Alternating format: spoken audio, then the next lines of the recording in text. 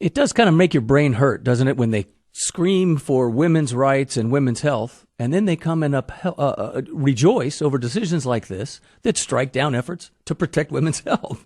I don't know if it's the death knell with regard to restrictions, and part of the reason is this, and this is, I think, another problem in our whole constitutional jurisprudence world, and that is what the Supreme Court has erected here. And again, they create these rules out of whole cloth.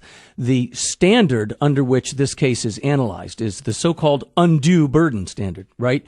You can enact reasonable regulations to protect legitimate interests of the state, in this case, women's health, so long as they don't impose an undue burden on women's access and right to obtain an abortion. Well, what in the world is an undue burden? It's a burden, but how do you know when it's undue?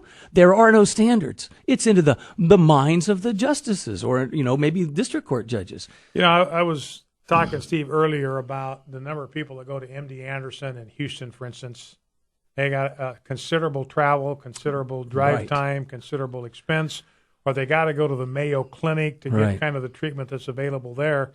And for some reason, nobody says, look, that's an undue burden, and therefore we are going to require every community to have an MD Anderson clinic in its own community. Within 30 miles Within or something. 30 miles, and we're going to require every state to have a Mayo Clinic because we do not want to put an undue burden.